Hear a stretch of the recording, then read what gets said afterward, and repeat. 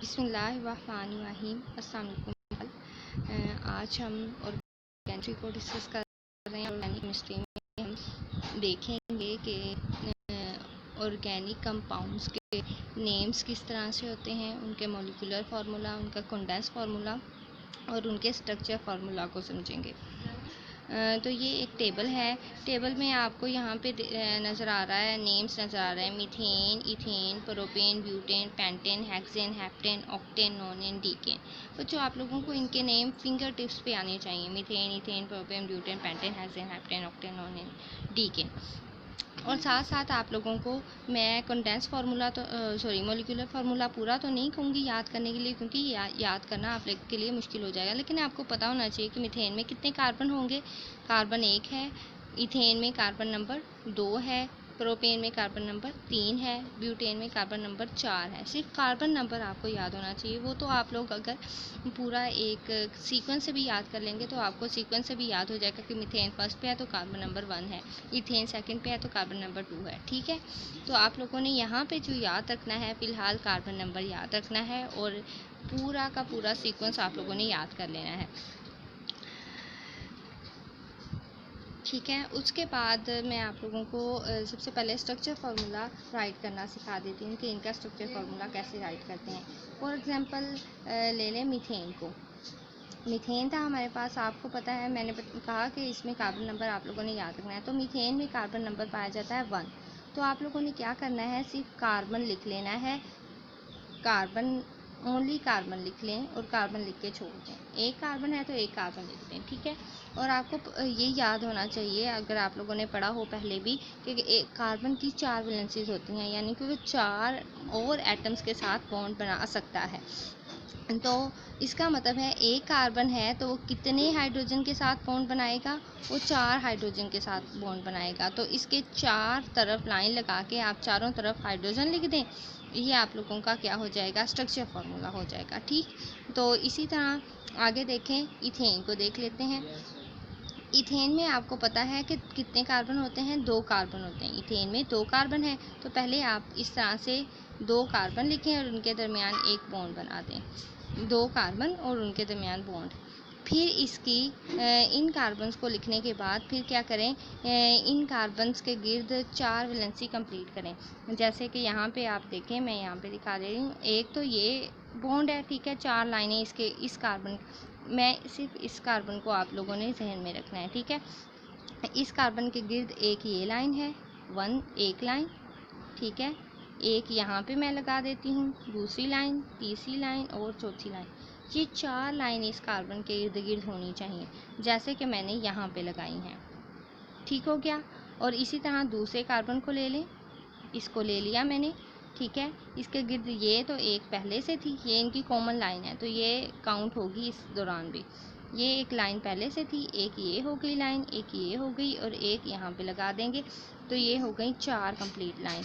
आपको यहाँ पे नज़र आ रही होंगी ये 4 लाइन। ठीक है, तो इस तरह से आप देखें कि आपको इस कार्बन की भी 4 वैलेंसी कंप्लीट नज़र आ रही है, 4 बॉन्ड बनाए, ये कार्बन भी 4 बॉन्ड बना रहा है। तो यहाँ पे देखें, उसके बाद वो जो हमने लाइनिंग लगाई थी वहाँ पे हमने क्या लिख दिया है, हाइड्रोजन लिख दिया है। ठीक, वहाँ पे वो जो लाइनिंग लगाई थी हमने हाइड्रोजन लिख दिया है। अब आप देख रहे होंगे कि ये जो आपको फार्मूला नज़र आ रहा है वो है इथेन का फार्मूला। ये किसका फार्मूला है, ये इथेन का फार्मूला है, जिसमें 2 कार्बन है और आप अगर काउंट करें तो दोनों की 4 वैलेंसी कंप्लीट है, दोनों 4 हाइड्रोजन के साथ बॉन्ड बना रहे हैं।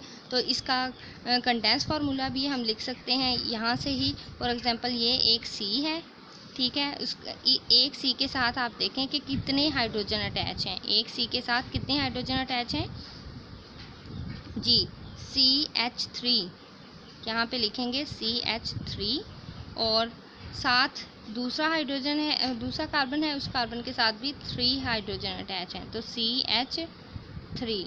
तो इस तरह से ये हो गया हमारा कंडेंस फार्मूला।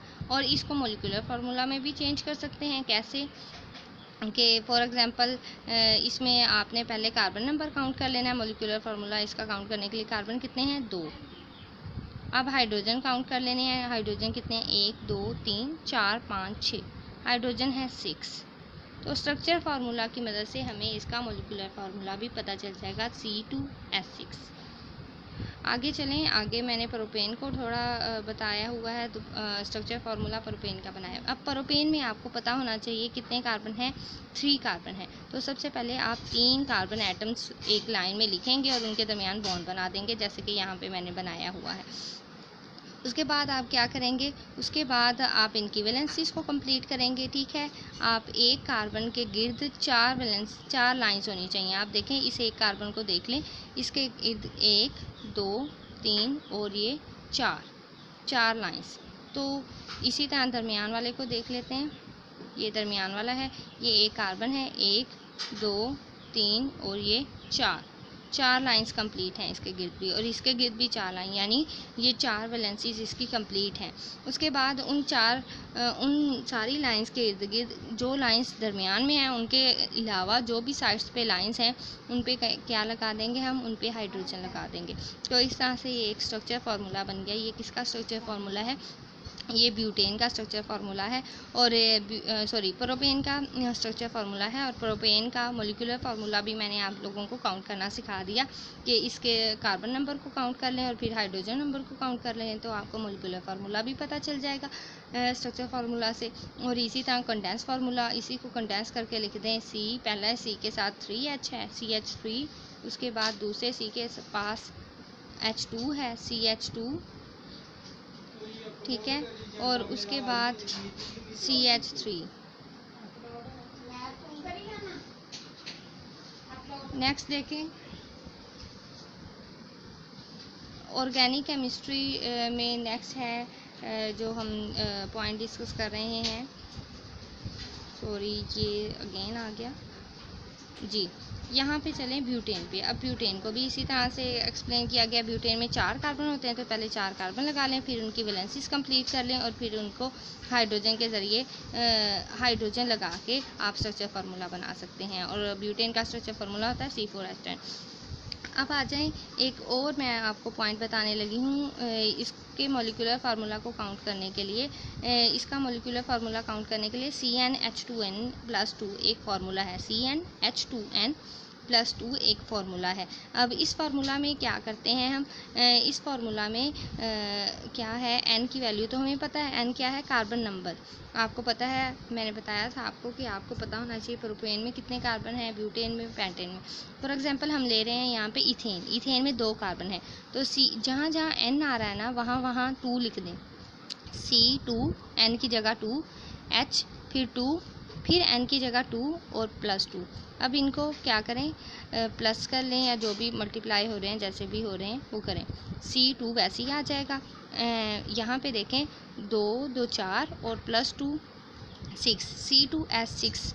ये आपको पता है ये किसका फार्मूला है, इथेन का फार्मूला है। तो इस फार्मूले की मदद से भी आप, अगर आपको सिर्फ कार्बन नंबर पता है, आपको फार्मूला याद नहीं आ रहा, तो आप इस तरह से इस फार्मूले की मदद से भी पता कर सकते हैं।